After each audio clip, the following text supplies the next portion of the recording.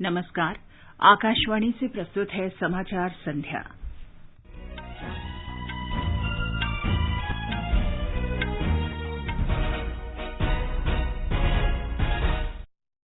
प्रधानमंत्री नरेंद्र मोदी ने आत्मनिर्भर भारत के लक्ष्य को प्राप्त करने के लिए विभिन्न सुधारों के माध्यम से विश्व स्तरीय समुद्री ढांचागत सुविधाएं तैयार करने पर जोर दिया। संयुक्त राष्ट्र मानवाधिकार परिषद में भारत ने कहा, इस्लामिक सहयोग संगठन OIC को जम्मू कश्मीर पर टिप्पणी करने का कोई हक नहीं है। आतंकवादियों को पेंशन देने पर पाकिस्तान को आड़े हाथों लिया। स्पेक्ट्रम की नीलामी संपन्न, 77,814 करोड़ रुपए से अधिक की कुल बोलियां लगी। असम और पश्चिम बंगाल में पहले चरण के चुनाव के लिए नामांकन शुरू। गुजरात में सत्तारूढ़ भारतीय जनता पार्टी ने राज्य की 31 जिला पंचायतों में जीत दर्ज की। देश में अब तक 1 करोड़ 48 लाख से अधिक लोगों को कोविड टीके लगाए जा चुके हैं। भारतीय स्टेट बैंक ने आवास ऋण पर ब्याज दर घटाकर 6.7% की। देश में पिछले महीने दर्ज वस्तु निर्यात आंकड़ों से अंतर्राष्ट्रीय व्यापार के क्षेत्र में मजबूत वृद्धि का संकेत। यूरोपीय हॉकी श्रृंखला के दूसरे मैच में भारतीय पुरुष हॉकी टीम का सामना मेजबान जर्मनी से।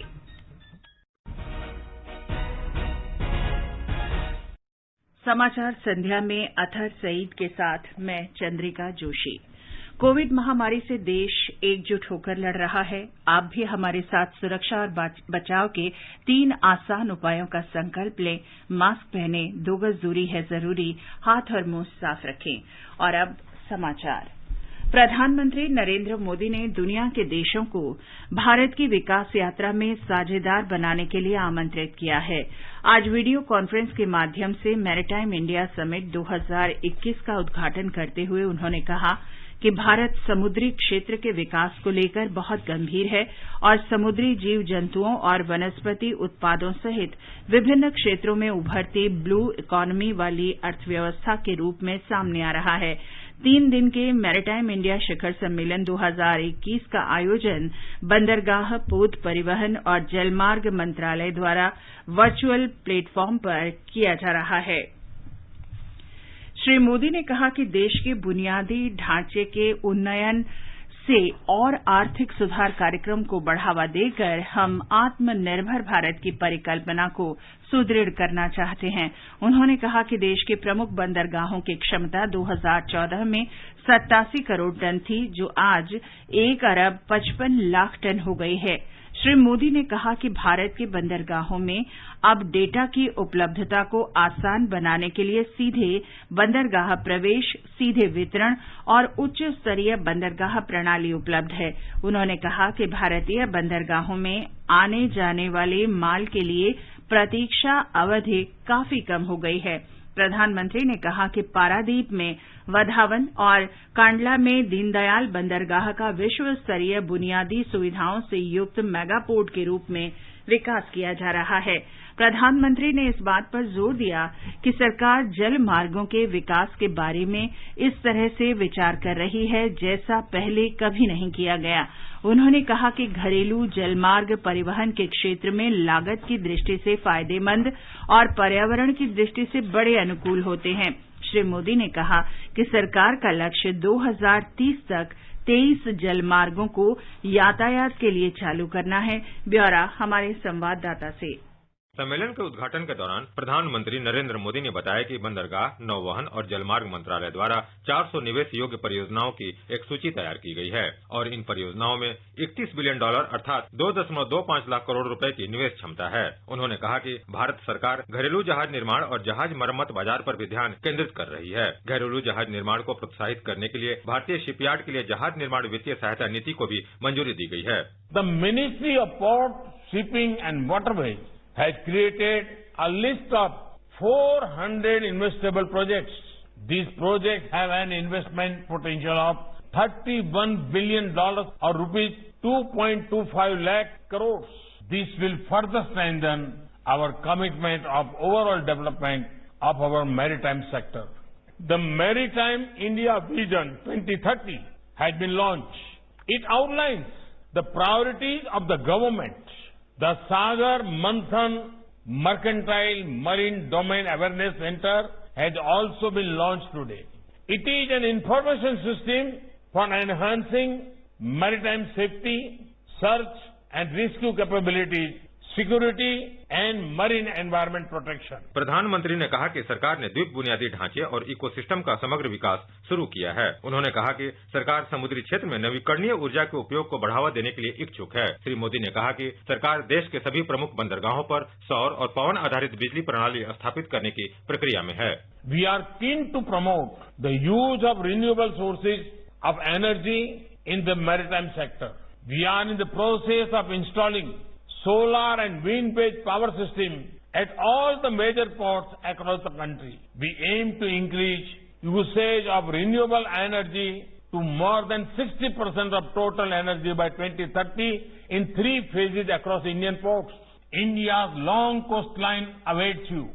India's hard-working people await you. Invest in our ports.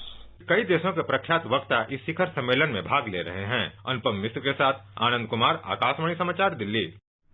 Bharat ने संयुक्त राष्ट्र मानवाधिकार परिषद UNHRC में अपने उत्तर देने के अधिकार का इस्तेमाल करते हुए कहा है कि पाकिस्तान संयुक्त राष्ट्र द्वारा घोषित आतंकवादियों के पनाहगाह बना हुआ है। संयुक्त राष्ट्र में भारतीय मिशन में भारत के प्रतिनिधि पवन बढ़े ने कहा कि पाकिस्तान आतंकवादियों को प्रश्रय देने के लिए कुख्यात है। उन्होंने ये भी कहा कि ऑर्गेनाइजेशन ऑफ इस्लामिक कोऑपरेशन को जम्मू कश्मीर पर टिप्पणी करने का कोई हक नहीं है। Pakistan's deliberate misuse of this August forum for its malicious propaganda against India aimed at diverting the attention of the Council from its own serious violations of human rights has remained a constant. The members of this Council are well aware that Pakistan has provided pensions to dreaded and listed terrorists out of state funds and has the dubious distinction of hosting the largest number of terrorists proscribed by the United Nations. Pakistani leaders have admitted the fact that it has become a factory for producing terror. ये समाचार हमारी website newsonair.com/hindi और हमारे mobile app news on AIR पर भी उपलब्ध हैं। भाभी जल्दी छतरी दो, बारिश शुरू हो गई है। अरे झमाझम तो बरसने दो। घनन घनन घेरे घेरे आए बदरा घन। भाभी जल्दी करो, बारिश तेज हो रही है।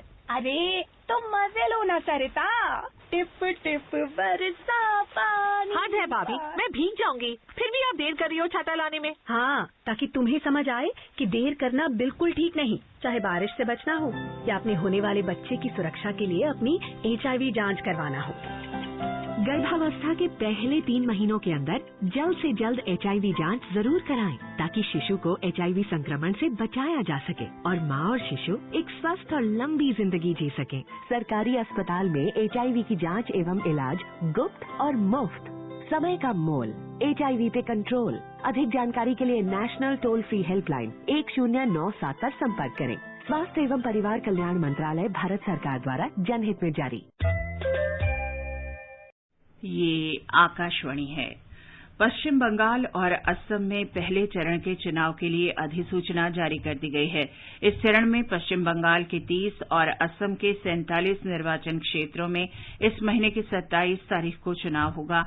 9 मार्च तक नाम दाखिल किए जा सकते हैं। अगले दिन नामांकन पत्रों की जांच की जाएगी। 12 मार्च तक नाम वापस लिए जा सकते हैं। पश्चिम बंगाल में राज्य के अपर मुख्य चुनाव अधिकारी संजय बसु ने आकाशवाणी को बताया कि मतदान का समय बढ़ाकर 6:30 बजे तक कर दिया गया है। राज्य में चुनाव 8 चरणों में होगा। असम में 3 चरणों में चुनाव कराए जाएंगे। इस चरण के लिए 80 लाख से अधिक मतदाता अपने मताधिकार का प्रयोग कर सकेंगे। ब्यौरा हमारे संवाददाता से। अधिसूचना जारी होने के साथ ही नामांकन पत्र दाखिल करने की प्रक्रिया शुरू हो गई है। इस चरण में कुल 12 जिलों में मतदान होगा, जिसमें ज्यादातर ऊपरी असम के सीट है। हालांकि अभी तक किसी भी प्रमुख राजनीतिक दलों ने अपने उम्मीदवारों की नाम की घोषणा नहीं की है, लेकिन सीट बंटवारे पर सभी राजनीतिक दल चर्चा कर रहे हैं। भाजपा और असम गण परिषद के नेतृत्व ने आज गुवाहाटी में फिर बैठक की। कल भी सीट बंटवारे पर दोनों दलों की बैठकें हुई थी। असम जातीय परिषद के अध्यक्ष लुरिनज्योति गोगोई ने भी कल गुवाहाटी में रायजोर दल के प्रमुख अखिल गोगोई के बैठक की। इस बीच कांग्रेस महासचिव प्रियंका गांधी ने अपने असम दौरे के आज दूसरे दिन विश्वनाथ जिले में चाय श्रमिकों से मिले।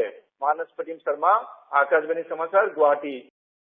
तमिलनाडु और केरल में चुनाव की तारीख करीब आने के साथ ही राजनीतिक पार्टियां चुनावी गठबंधन करने में जुट गई हैं। तमिलनाडु में 2 प्रमुख पार्टियां ऑल इंडिया अन्ना डीएमके और डीएमके पार्टी अन्य दलों के साथ गठबंधन करने के लिए जोड़ तोड़ कर रही है। हमारे संवाददाता ने बताया है कि केरल में प्रमुख राजनीतिक दल सीट और उम्मीदवारों के नाम को अंतिम रूप देने में लगे हैं। राज्य में विधानसभा चुनाव की अधिसूचना 12 मार्च को जारी की जाएगी। उम्मीदवार अपना नामांकन 19 मार्च तक जमा करा सकते हैं। विधानसभा चुनाव में अब 1 महीने का समय शेष है, इसलिए राज्य में प्रमुख राजनीतिक दल गठबंधन करने, सीटों के बंटवारे और उम्मीदवारों की सूची को अंतिम रूप देने में लगे हैं। राज्य में सीपीएम के नेतृत्व वाले सत्तारूढ़ एलडीएफ, कांग्रेस के नेतृत्व वाले यूडीएफ और भाजपा के नेतृत्व में राष्ट्रीय जनतांत्रिक गठबंधन के बीच प्रमुख मुकाबला है। मतदान के लिए 40,771 पोलिंग बूथ बनाए जाएंगे। मतगणना 2 मई को होगी। तिरुवनंतपुरम से मयूषा की रिपोर्ट के साथ समाचार कक्ष से मैं निखिल कुमार। भारतीय जनता पार्टी ने विभिन्न राज्यों में चुनावी गठबंधन करने के लिए कांग्रेस की कड़ी आलोचना की है। पार्टी प्रवक्ता संबित पात्रा ने आज नई दिल्ली में पत्रकारों से कहा कि कांग्रेस भ्रष्टाचार, भाई भतीजावाद तथा धर्म और जाति आधारित विचारधारा को बढ़ावा दे रही है। उनका उद्देश्य है किसी भी प्रकार, चाहे किसी का भी साथ क्यों न लेना पड़े, कैसे भी करके सत्ता में आ जाना, भ्रष्टाचार फैलाना और एक परिवार की महत्वाकांक्षा कैसी पूरी हो सके, केवल और केवल यही उद्देश्य कांग्रेस पार्टी और गांधी परिवार का है। श्री पात्रा ने कहा कि उनकी पार्टी विभाजन के बजाय विकास की राजनीति करती है। गुजरात में सत्तारूढ़ भारतीय जनता पार्टी ने राज्य की 31 जिला पंचायतों में जीत दर्ज की है। भाजपा ने 81 में से 75 नगर पालिकाओं में भी जीत हासिल की है। 4 नगर पालिकाओं में कांग्रेस और 2 में अन्य दलों को विजय मिली है। भाजपा ने अब तक घोषित 229 तालुका पंचायत चुनावों में से 196 पर जीत दर्ज की है, जबकि कांग्रेस 33 तालुकों में विजयी रही। राज्य की 31 जिला पंचायतों, 231 तालुका पंचायतों और 81 नगर पालिकाओं के लिए रविवार को मतदान हुआ था। हमारे अहमदाबाद संवाददाता ने बताया है कि भाजपा कार्यकर्ता स्थानीय निकाय चुनावों में पार्टी की बड़ी जीत पर जश्न मना रहे हैं। गुजरात में 6 नगर निगमों में शहरी मतदाताओं से हार का सामना करने के बाद कांग्रेस को ग्रामीण क्षेत्रों में कुछ अच्छा प्रदर्शन करने की उम्मीद थी, लेकिन शासक भाजपा ने जिला पंचायत, तालुका पंचायत और म्यूनिसिपैलिटी के चुनाव में बड़ी जीत दर्ज करते हुए ग्रामीण मतदाताओं में भी अपना दबदबा बना लिया है। ग्रामीण क्षेत्र में इस पराजय को कांग्रेस के लिए बड़ा सेटबैक माना जा रहा है। गुजरात के मुख्यमंत्री श्री विजय रूपाणी और प्रदेश भाजपा प्रमुख श्री CR पाटिल ने इस नतीजों को भाजपा की विकास की राजनीति का विजय बताया है। दूसरी ओर कांग्रेस प्रदेश अध्यक्ष श्री अमित चावड़ा और कांग्रेस विधायक दल के नेता श्री परेश धानाणी ने अपने पद से इस्तीफा दे दिया है। सूत्रों के अनुसार पार्टी हाईकमान द्वारा इस्तीफे का स्वीकार किया गया है और इस महीने के अंत तक नए नेता नियुक्त किए जाएंगे। योगेश पंड्या, आकाशवाणी समाचार, अहमदाबाद। प्रधानमंत्री नरेंद्र मोदी ने कहा है कि इन चुनाव परिणामों ने स्पष्ट संदेश दिया है कि गुजरात भारतीय जनता पार्टी के विकास और सुशासन के एजेंडे के साथ है। श्री मोदी ने कहा कि भारतीय जनता पार्टी के प्रति पूरे विश्वास और प्रेम के प्रदर्शन के लिए वे गुजरात की जनता को नमन करते हैं। भारतीय जनता पार्टी के राष्ट्रीय अध्यक्ष जगत प्रकाश नड्डा ने कहा है कि केंद्र सरकार द्वारा शुरू किए गए कृषि सुधारों से किसानों का भाग्य बदल जाएगा। आज जयपुर में पार्टी प्रदेश कार्यकारिणी की बैठक में उन्होंने कहा कि विपक्षी दल पिछले कई वर्षों से सिर्फ राजनीति कर रहे हैं, जबकि प्रधानमंत्री नरेंद्र मोदी ने किसानों के कल्याण के लिए ठोस कदम उठाए हैं। श्री नड्डा ने कांग्रेस पर निशाना साधते हुए कहा कि वह अपना दृष्टिकोण बदलती रहती है। ये जो रिफॉर्म्स है, ये रिफॉर्म्स किसान की तस्वीर और तकदीर बदलेगा, इस बात की हमको गारंटी है। और उसके बावजूद भी प्रधानमंत्री ने कहा हम बातचीत के लिए तैयार हैं। प्रधानमंत्री जी ने कहा कि ये ऑप्शनल है, करना चाहो करो, न चाहो न करो, ये तुम्हारी मर्जी है। हमारे प्रधानमंत्री जी ने स्पष्ट कहा है हम वार्तालाप के लिए तैयार हैं। आप इसमें से बताओ क्या सुधार करने की जरूरत, हम करेंगे। किसान हमारे अन्नदाता है, उनको मुख्य धारा में शामिल करना हमारी जिम्मेवारी है। राजस्थान में अशोक गहलोत के नेतृत्व वाली कांग्रेस सरकार पर निशाना साधते हुए श्री नड्डा ने कहा कि राज्य सरकार की प्राथमिकता सुशासन उपलब्ध कराने की कभी नहीं रही है। उन्होंने कहा कि राजस्थान महिलाओं के खिलाफ अपराध में पहले और दलितों पर अत्याचार के मामले में दूसरे स्थान पर है। 77,814 करोड़ 80 लाख रुपए लागत के दूर संचार स्पेक्ट्रम की नीलामी के सिलसिले में बोली लगाने की समय सीमा आज पूरी हो गई। दूर संचार सचिव अंशु प्रकाश ने बताया कि स्पेक्ट्रम नीलामी के दूसरे और आखिरी दिन आज 668 करोड़ 20 लाख रुपए की अतिरिक्त बोलियां लगाई गईं। इलेक्ट्रॉनिक नीलामी simultaneous multiple round ascending auction SMRA तरीके से किया गया। श्री अंशु प्रकाश ने बताया कि 800 मेगाहर्ट्ज, 900 मेगाहर्ट्ज, 1800 मेगाहर्ट्ज, 2100 मेगाहर्ट्ज और 2300 मेगाहर्ट्ज बैंड के लिए बोलियां लगाई गईं। बोली लगाने वालों ने 7000 मेगाहर्ट्ज और 2500 मेगाहर्ट्ज बैंडों की नीलामी में हिस्सा नहीं लिया।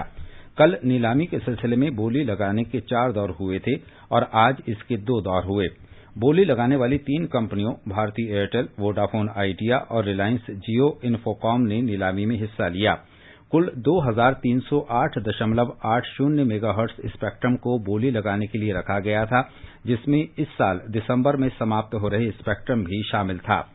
दूरसंचार मंत्रालय ने कहा है कि नीलामी की प्रक्रिया पूरी हो गई है और अस्थायी परिणामों को सरकार की अनुमति देने से पहले उनकी जांच की जा रही है। मंत्रालय ने यह भी कहा है कि इस नीलामी के बाद देश में दूरसंचार सेवा प्रदाताओं के नेटवर्क की गुणवत्ता में सुधार होगा, जिससे दूरसंचार उपभोक्ताओं को फायदा होने की संभावना है। आगे बढ़ने से पहले मुख्य समाचारों पर एक नजर। प्रधानमंत्री नरेंद्र मोदी ने आत्मनिर्भर भारत के लक्ष्य को प्राप्त करने के लिए विभिन्न सुधारों के माध्यम से विश्व स्तरीय समुद्री ढांचागत सुविधाएं तैयार करने पर जोर दिया। संयुक्त राष्ट्र मानवाधिकार परिषद में भारत ने कहा, इस्लामिक सहयोग संगठन OIC को जम्मू कश्मीर पर टिप्पणी करने का कोई हक नहीं है। आतंकवादियों को पेंशन देने पर पाकिस्तान को आड़े हाथों लिया। स्पेक्ट्रम की नीलामी संपन्न, 77,814 करोड़ रुपए से अधिक की कुल बोलियां लगी। असम और पश्चिम बंगाल में पहले चरण के चुनाव के लिए नामांकन शुरू। गुजरात में सत्तारूढ़ भारतीय जनता पार्टी ने राज्य की 31 जिला पंचायतों में जीत दर्ज की। देश में अब तक 1 करोड़ 48 लाख से अधिक लोगों को कोविड टीके लगाए जा चुके हैं।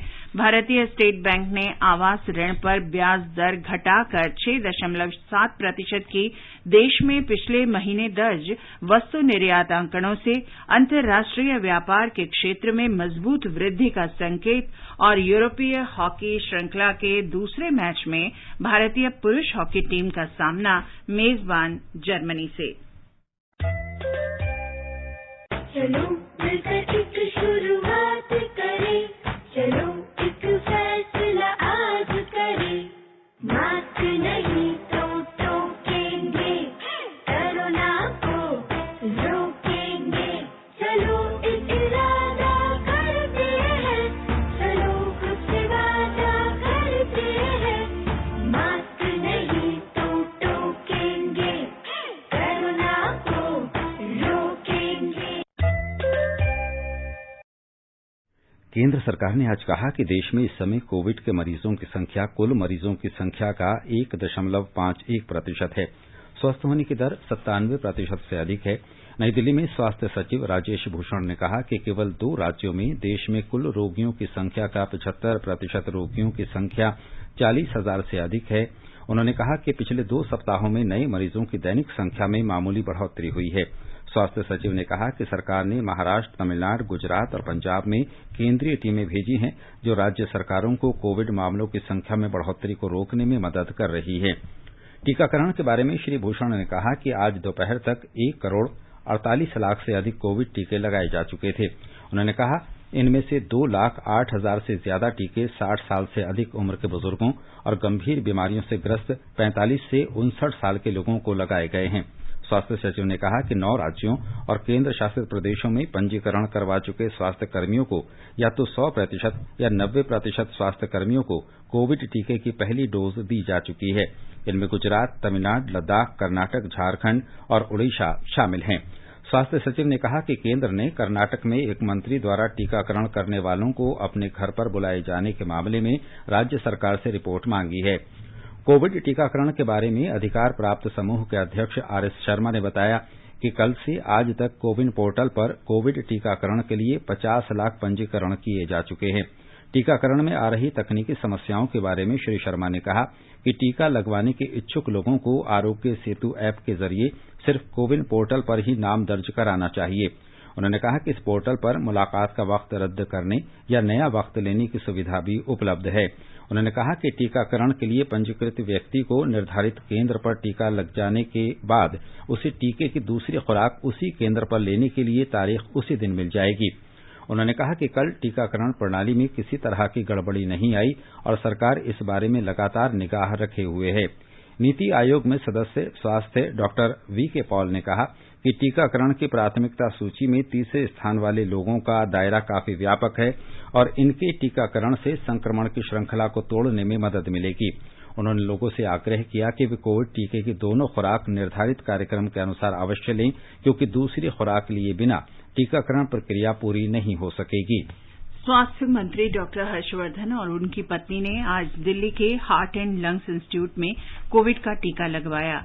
गृह राज्य मंत्री जी किशन रेड्डी ने भी आज सिकंदराबाद के गांधी अस्पताल में कोविड का पहला टीका लगवाया।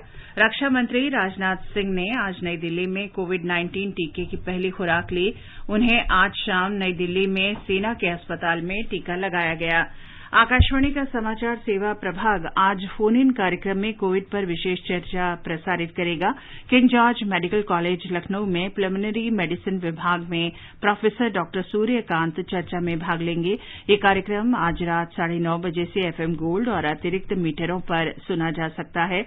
श्रोता टोल फ्री नंबर 1800-115767 और लैंडलाइन नंबर 011-23314444 पर विशेषज्ञों से सवाल पूछ सकते हैं। भारतीय स्टेट बैंक ने आवास ऋण पर ब्याज दर 6.7% कर दी है। बैंक ने कहा है कि 75 लाख रुपए तक का गृह ऋण लेने वालों के लिए ब्याज की दर 6.7% होगी और 75 लाख से अधिक का ऋण लेने के लिए ब्याज दर 6.75% रहेगी। ब्याज दरों में छूट कर्ज लेने वाले लोगों के सिबिल स्कोर पर निर्भर करेगी। ये छूट 31 मार्च 2021 तक लागू रहेगी और इसमें प्रोसेसिंग फीस पर 100% की छूट मिलेगी। अंतर्राष्ट्रीय महिला दिवस के अवसर पर ऋण लेने वाली महिलाओं को 5 आधार अंकों की विशेष छूट दी जा रही है। भारत पेट्रोलियम कॉर्पोरेशन बोर्ड ने नुमालीगढ़ तेल शोधन कारखाने में अपनी 61.65% हिस्सेदारी को 9,875 करोड़ रुपए में बेचने की स्वीकृति दे दी है। Oil India limited, engineers India limited और असम सरकार इस हिस्सेदारी को खरीदने की कोशिश करेंगी। सरकार को भारतीय नौवहन निगम लिमिटेड के निजीकरण के लिए कई अभिव्यक्तियां प्राप्त हुई हैं। निजीकरण की प्रक्रिया अब दूसरे दौर के लिए भेजी जाएगी। ये समाचार आकाशवाणी से प्रसारित किए जा रहे हैं। ताजा समाचार जानने के लिए आप हमारे Twitter handle @AIR News Hindi को फॉलो कर सकते हैं।